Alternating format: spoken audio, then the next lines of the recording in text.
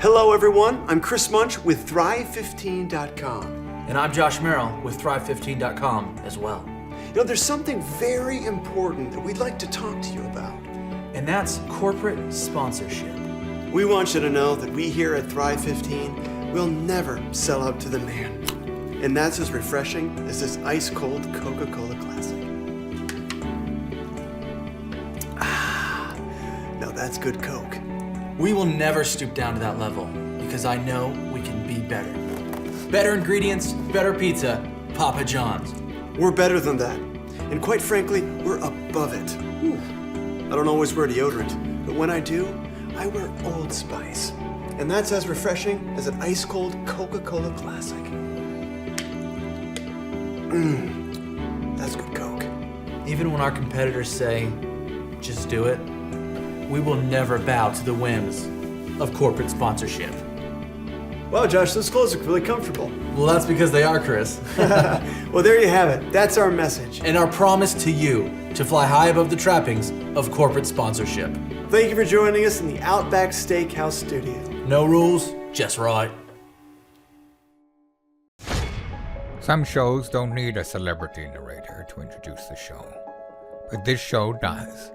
In a world filled with endless opportunities, why would two men who have built 13 multi-million-dollar businesses altruistically invest 5 hours per day to teach you the best practice business systems and moves that you can use? Because they believe in you, and they have a lot of time on their hands. They started from the bottom, now they're here. It's the Thrivetime show starring the former U.S. Small Business Administration's Entrepreneur of the Year, Clay Clark, and the entrepreneur trapped inside an optometrist's body, Dr. Robert Zuttner. 2 men, 8 kids, co-created by 2 different women, 13 multi-million-dollar businesses. We started from the bottom, now we here. We started from the bottom, and we'll show you how to get here. Started from the bottom, now we here. We started from the bottom, now we here. Started from the bottom, and now we're at the top, teaching you the systems to get what we got. Colton Dixon's on the hooks, I break down the books. Z's bringing some wisdom and the good looks. As the father of 5, that's why I'm alive. So if you see my wife and kids, please tell them hi. It's the CNC up on your radio, and now 3, 2, 1, here we go. We started from the bottom, now we here. We started from the bottom, and we'll show you how to get here. Started from the bottom, now we here. Started from the bottom, now we here. Started from the bottom, now we here. Folks, on today's show, for anybody who's ever met me before, you know I'm probably a maximalist. So there's probably nobody out there that has more decor, more accoutrements, more tchotchkes, more history, more archived whatever than myself. And so on today's show, you might be saying, what are you doing interviewing the founder and editor of Becoming Minimalist? Well, I'm a curious man. I'm always interested in what makes people work, how people can work more effectively, more efficiently. And I do believe the Steve Jobs quote, he once said that Steve Jobs, he's saying that complexity fails. He says complexity fails, but simplicity scales. That's Steve Jobs talking to you. Simplicity scales, complexity fails. Also, William Shakespeare once said that brevity is the soul of wit. So I'm excited to talk about this minimalist concept with the man with a plan and the guest of choice, Joshua Becker. Welcome onto the Thrivetime Show. How are you, sir? Wonderful. And if I have a host to convert, then I look forward to it. All right, so let's talk about it real quick here. First off, you are the founder and the editor of Becoming Minimalist. Let's talk about that for a second. Where is that? What is that? What is the Becoming Minimalist?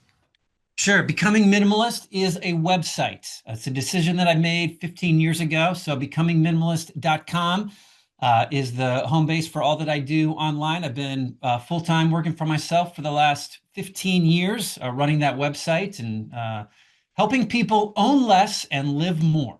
Okay, I'm going to pull up the website here real quick so people can look at it. I'm pulling it up here.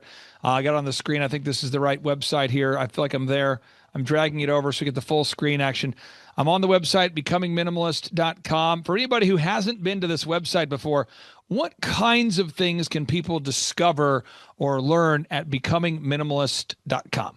Yeah, that is a great question. It is, from its founding, it inspires people to own less and live more. And so there's a lot of conversation about minimalism in the terms of physical possessions that we intentionally own. But what I discovered pretty early on is that minimalism, simplicity, applies to a lot more than just our physical possessions. It's essentially about living an intentional life focused on the things that matter most. And so the website is about much more than just decluttering. It's also about how we spend our time and how we spend our money and our focus, where we find rest and where we do our most productive work, focused on those things that bring us the longest lasting joy, meaning, and happiness. Now, you have been featured throughout your career on Washington Post, Forbes, CBS Evening News. You've traveled all across the country speaking. You've also spoken internationally. What resonates with audiences? Like when you're speaking to an audience and people in the audience go, oh, yeah, or aha, or I agree, or I affirm that. What about your message or when you're speaking, what part of your message really resonates with folks most? Sure. The part that resonates the most is, have me tell a story if we have time for it. The part that resonates the most is minimalism makes sense when people realize that their possessions aren't just not making them happy, but their possessions are actually taking them away from the very thing that does bring them happiness in life. And so my first book, The More of Less, Finding the Life You Want Under Everything You Own, explains minimalism to the masses. And the point that it makes, that I think we all resonate with, is that our lives were designed for something bigger and greater than accumulating physical possessions.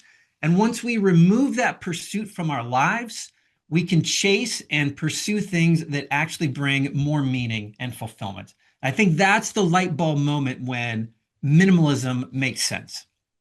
What inspired you, or when were you inspired to become a minimalist? Was there a moment where you hit your head on the toilet seat? Were you watching a sunset? Or what was that moment? How about cleaning out the garage? How about something much less, I don't know if that's less sexy than hitting my head on a toilet seat or not, but I was cleaning out the garage. This was 15 years ago. My son was 5. My daughter was 2. My son wanted me to come play baseball in the backyard, throw the wiffle ball to him learning how to hit. I was working on the garage. I'm working on this garage, clearing everything out. Ends up taking hours. I don't know if you've had any of these projects around the home, but I'm working hours. My son's in the backyard asking me to come play with him. I strike up a conversation with my neighbor. I start complaining a little bit about how much work had gone into my effort. She could see my son alone in the backyard. And she introduced me to minimalism. She said, that's why my daughter is into minimalism. She keeps telling me I don't need to own all this stuff. And I looked across the yard to my driveway, full of dirty, dusty things I'd spent all morning pulling out of the garage. Out of the corner of my eye, I see my 5-year-old son swinging alone on the swing set in the backyard, where he'd been all morning long. And I suddenly realized that all my possessions weren't making me happy, which we would all say, right? I'm not looking for happiness in my possessions. But what I discovered is not only were they not making me happy, all the things I owned were actually taking me away from the very thing that did bring me happiness in life. And that, I think, is the light bulb moment when minimalism makes sense. It's not just that our things don't make us happy, it's that all the things we've accumulated are actually keeping us from happiness in life. Now, How am I doing? How am I doing? Am I convincing you at all? We getting there? I don't know. Maybe a tough egg to crack here. We'll see. Okay. Not that Satan needs an advocate, but I kind of sometimes on this show have sort of a devil's advocate perspective to things. You got it. So this idea, and I want to make sure I'm understanding it. It seems like you're advocating or you're saying that you could maximize your happiness or satisfaction in life by minimizing the amount of materialistic goods that you have. I think that's what you're saying. Am I misunderstanding what you're saying? You've got it. Not just maximize happiness, but maximize potential and opportunity. Essentially, minimalism is about promoting what I most value by getting rid of anything that distracts me from it. Now, there's a scene in the movie The Jerk, which my father made me watch all the time, The Jerk by Steve Martin, where Steve Martin, he starts off as this ridiculously dumb and person who goes on to have meteoric fame, and then he quickly spins it all, and he ends up becoming bankrupt and homeless again. And as he's leaving his mansion because he's impossibly in debt, he says, that all I need is this lamp and this ping pong paddle, and that's it, and this ashtray and this robe. And he begins trying to take his materialistic things with him on the way out. That's kind of what I think about here. Do you find that people want to cling on to their things as they transition into becoming a minimalist? Or what happens when someone tries to embrace this lifestyle?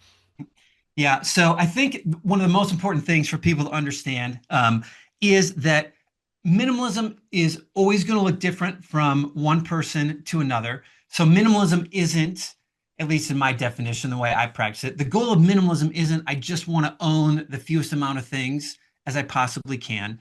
Minimalism is about defining for myself what is most important, what is most worthy of my life's energy and resources, and devoting as much of myself as I possibly can to that, understanding, of course, that there are going to be certain tools that I need to accomplish that purpose. So what do I need to keep in order to be the best version of myself that I can be? And what are all the other things that the world, society, has just told me would make my life better, but in actuality are just becoming a burden to my life instead?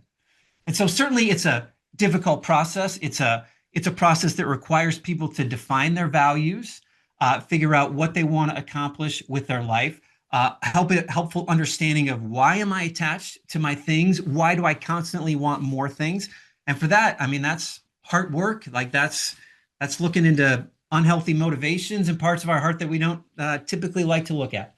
Now, this is something I'm trying to understand it, unpack it. Yeah. It seems as though you're indicating that consumerism, and I'm using words that consumerism may distract us from our true potential. And am I getting that right? Or could you kind of unpack that for us? Yep, you got it perfect. That is exactly what I am trying to say, that the world comes along and hijacks our passions, that every advertisement we've ever seen tries to convince us that our life will be better if we buy whatever product they're trying to sell. But in reality, we, especially as Americans, like especially in our world today, we live with more possessions than we've ever had at any point in human history. The New York Times recently called the modern American generation the most tired, stressed, overwhelmed generation of all time. And I think surely that is because we are just trying to manage as many things as we possibly can. And it is indeed getting in the way of our potential and getting in the way of our purpose and passions. Are you a married guy? Are you a family guy? Do you have a family? Are you married? Walk us through a little bit of kind of your life when you're not in your non-professional life, if that's even a thing. Yeah, sure. Absolutely. Yep. Married for 26 years to my lovely wife, Kimberly. My son, Salem, is 23, just graduated Arizona State with a degree in finance. And my daughter, Alexa, is a sophomore at Grand Canyon University studying communications. Okay. Because usually what you do, if you disagree with someone, what you do is you attack the personal, then you get off the thing. So you seem like you have a solid family, you got a great wife, got great kids. Okay, well, let's continue. So mental health. There's usually people that are troubled because they can't find their phone, their wallet, their keys, their phone, wallet, keys. I'm looking for my phone, my wallet, my keys, my remote, my scissors, my tape, I got this on my desk, got to have this, got to measure, got a tape measure, got the tape, got the marker. And then where's my phone? Where's my wallet? And a lot of times we just get cluttered mentally with all the things, all the accoutrements. Do you find with your research that it helps clear up the minds of people that have a lot going on in their minds? Mental health, is it helpful to have less things? Yeah, for sure. Tons of studies that connect clutter to stress. Absolutely. Some of the deeper thinking. I just had a conversation with a gentleman yesterday, worked at Apple, and he said that he learned minimalism at Apple, and it helps his ADHD. That there's just fewer things around him, fewer distractions. It helps him to be able to focus. I think that minimalism is really about bringing a sense of control. It's like we can control the things that we can control.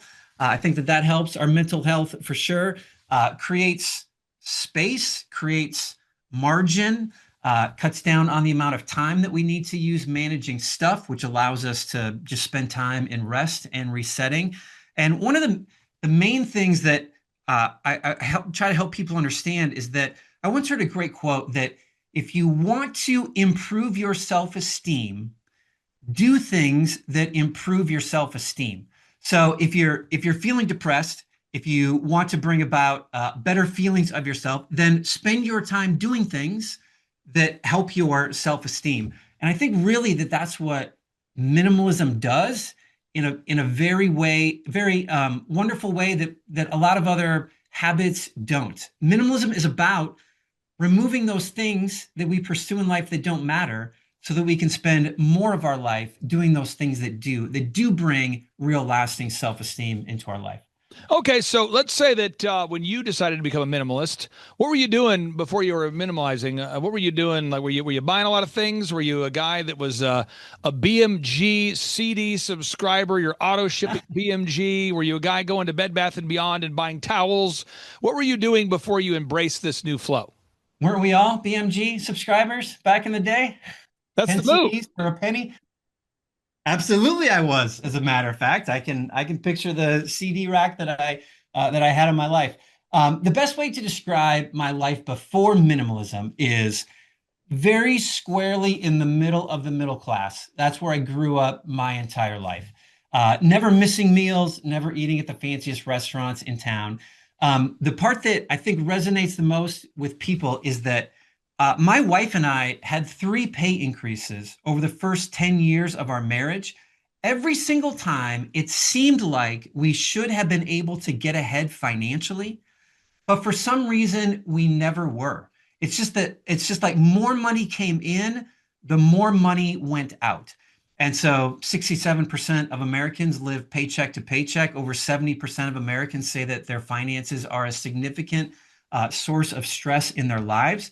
And what I discovered was that I was just spending money on things I didn't need, buying a bigger house, putting more stuff inside of it. And when we started minimizing, we took 60, 70% of our things and got rid of them, things that we never missed, things that we never needed. I couldn't believe how much money and time had been wasted on buying things that I didn't need. How did it turn your financial life around? I know you mentioned this, but as far as reducing expenses, but if you had to give maybe to explain it a different way, how did it impact your financial life when you decided to become a minimalist?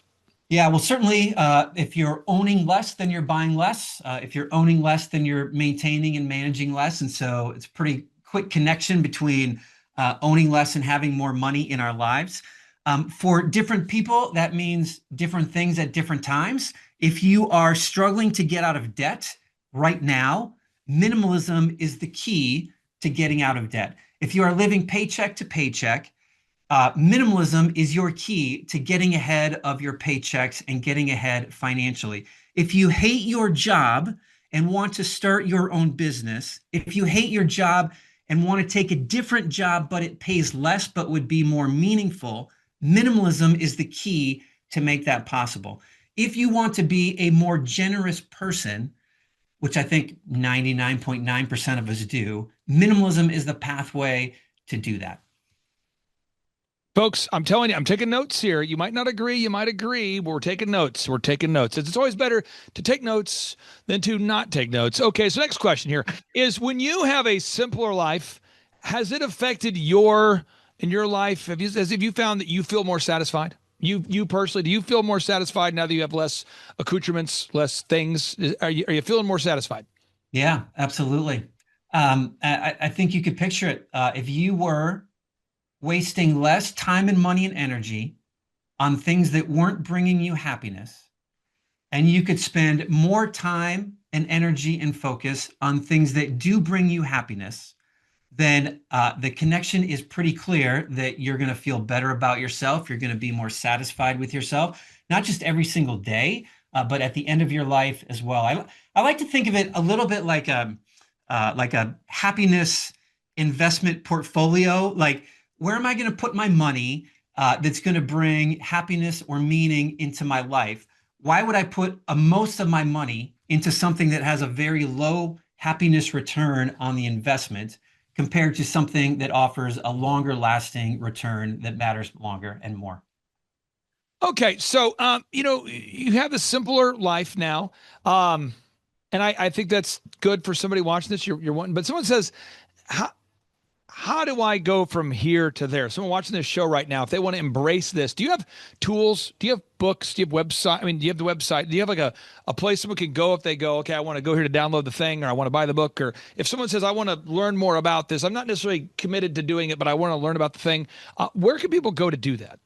Yeah, sure. I have my first two books would be the most helpful.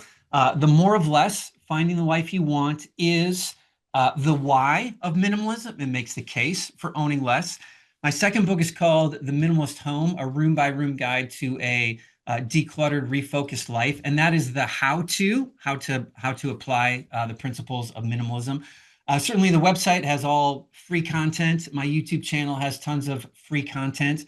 I have a book coming out in 2026 called Uncluttered Faith, which is a faith-based, Christian-based discussion of Jesus's teachings on money and possessions and how we can apply that to our lives as well. Do you find there's any correlation between living a simpler life and generosity? Is there any correlation between those two things? Yeah, absolutely.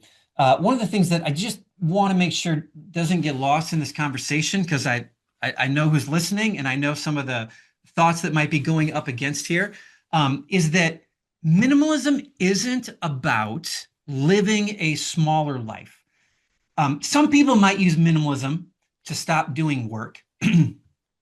But for me, minimalism is about doing better work.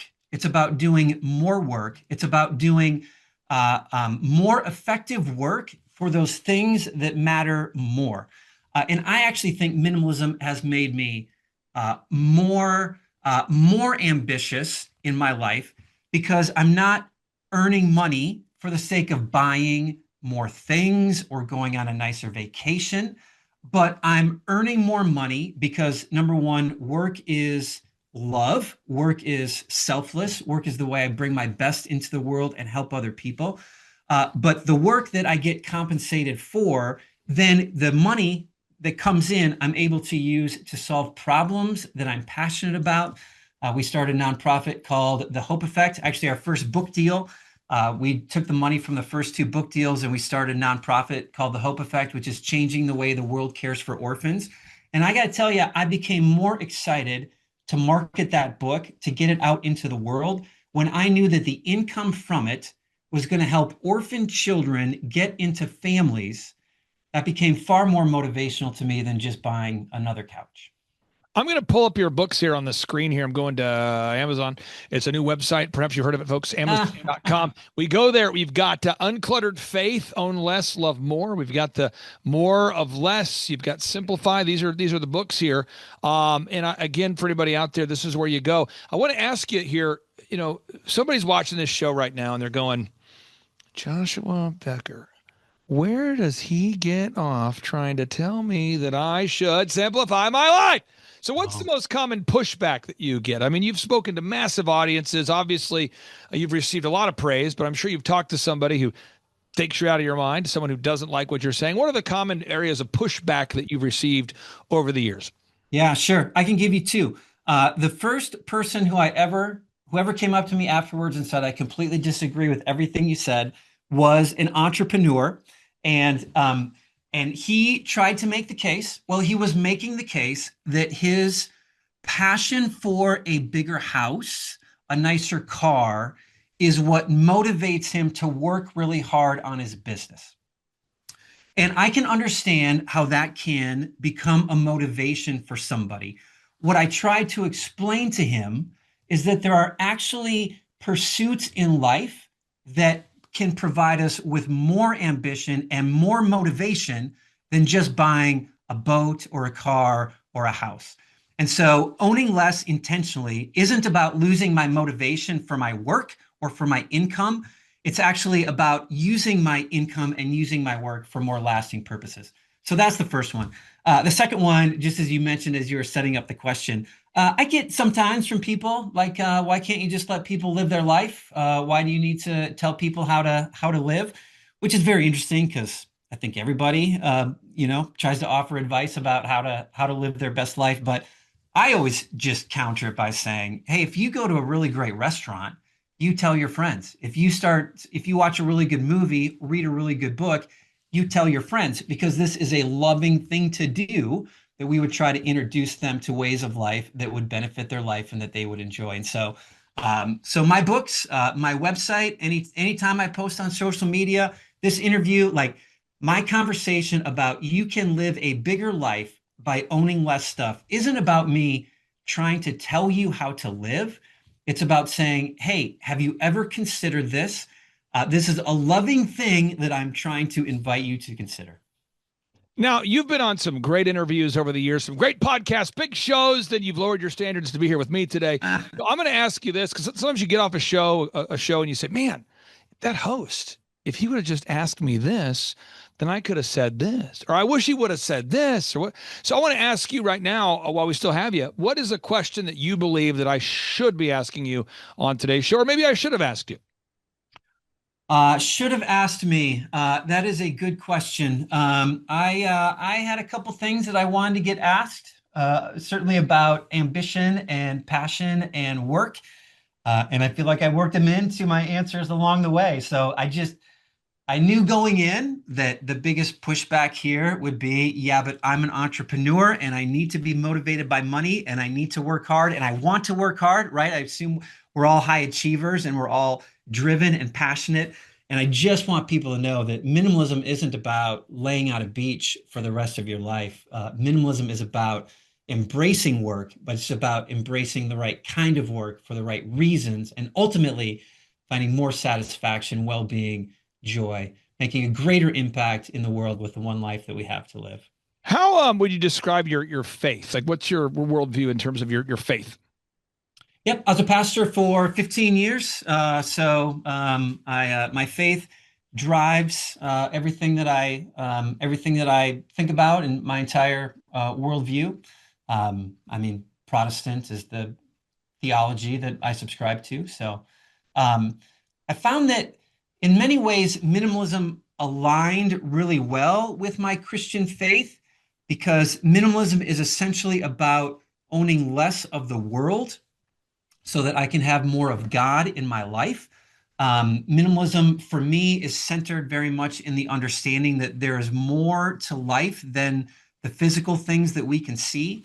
Love, joy, peace, patience, kindness, goodness, like self-control. These are all worthy fruits that we should be pursuing in our life, more worthy pursuits than physical possessions or what this world is offering. And a lot of ways, it's not until we let go of the world that we can take hold of more of God and more of faith in our life. John in the Bible reads, John chapter 12, verse 25 says, he that loveth his life shall lose it, and he that hateth his life in the world shall keep it unto life eternal. So something to think about there, folks, something to think about. So final three questions I have for you, rapid fire. Here we go. One, hair product. What is the hair product that you're using to maintain that incredible hair? I've never seen, I've interviewed some great people. You and Colton Dixon have probably the best hair I've ever seen. What hair product do you recommend? Nice. I appreciate the comparison. I get it at Target. Garnier Fructis or something. Well, number one, I use whatever shampoo my wife has in the shower. And then I get my hair gel at Target. It's green package with a yellow top, whatever it is. Two, someone, if they're watching this show today and you said, hey, go do this. Someone says, I'm into it. I like it. I'm feeling it. I want to learn more. What's the main call to action for anybody watching today's show? Great question. Go declutter your car. Go take everything out of your car that doesn't need to be there. And then the next time you sit down in your car, notice how good it feels to not have a bunch of stuff around you that you don't need, how calming it is. And then just consider how that would feel in the rest of my life, in my living room, bedroom, office, what it would mean if I didn't have clutter and I could focus more on things that were important to me. Final question. You have a megaphone. The whole world's paying attention. You have a microphone in a stadium. You've got a billboard the world has to see, whatever that message is. What's the message you want to convey to all of our listeners today who are eagerly watching and taking notes? Well, my most important message would be that we live in a broken world and Jesus is the only answer for each of us as individuals and for society. But beyond that, more relevant to this conversation, the message I would want people to know is that your life is too valuable to waste chasing and accumulating physical possessions. So find something more important to pursue with your money and time and energy, and you will never regret it. Joshua Becker, thank you so much for joining us on today's show. I appreciate you coming in to the world of the maximalist to talk about the world of the minimalist.